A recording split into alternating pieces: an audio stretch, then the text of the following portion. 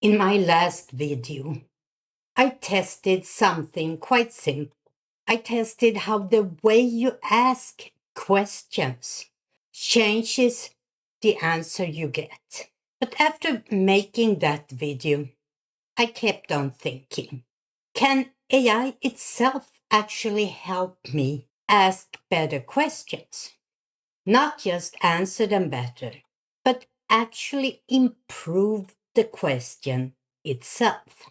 So today we're going to test that. And I started with a very simple question. So the question I asked, how can I be more productive?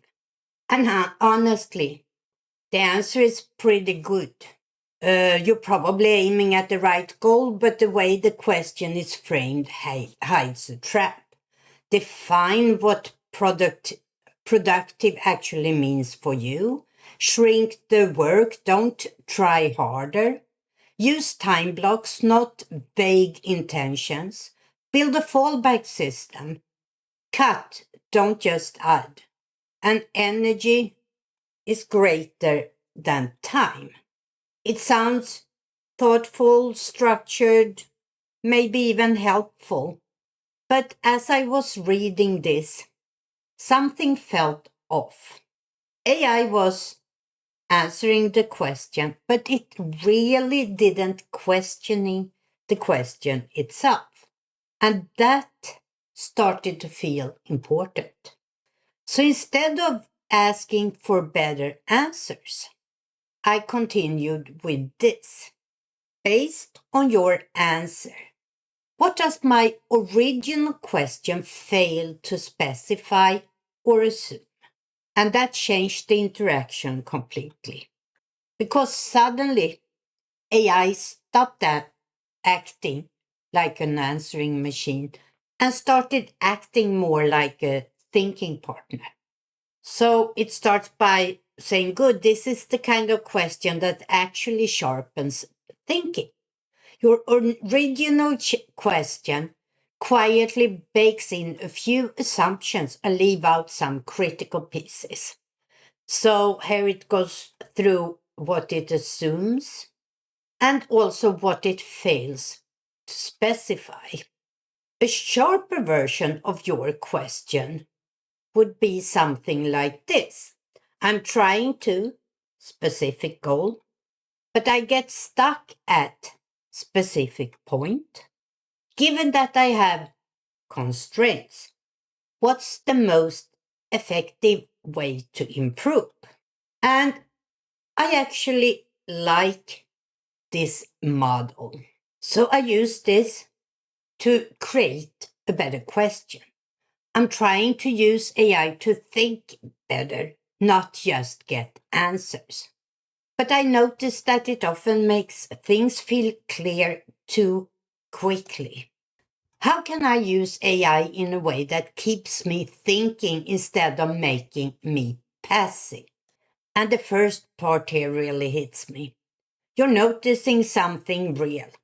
Clarity can be seductive. When an answer feels clean and complete, your brain relaxes. And that's exactly when thinking often stops. And that's what I have felt lately. This really hit something within me. And then it gave me several ideas here of how I can keep active. The first one we are going to look at a little quick right now. Treat answers as hypothesis, not conclusion. When you get an answer, assume it's plausible but incomplete or flawed. Instead of thinking, oh, that makes sense, and ask questions like, what assumption is it making? Or just as simple as, what is missing? And that was a real shift for me. I realized that I wasn't thinking with AI. I was letting AI create the feeling of understanding. So instead of treating AI's answer as conclusion, I should treat them as hypothesis, something to test, something to question, and something to push against.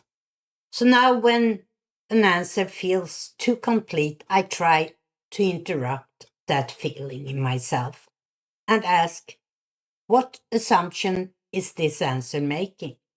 And what is missing? And by doing so, that changes the role of AI. Instead of AI removing friction, friction can help AI improve. The kind that keeps you mentally active instead of shutting down and thinking, okay, that sounds correct. So I believe the shift that I am really exploring right now is how to stay mentally active while using AI. Because maybe the danger isn't that AI give bad answers. Maybe it is the fact that these good answers can make us stop thinking.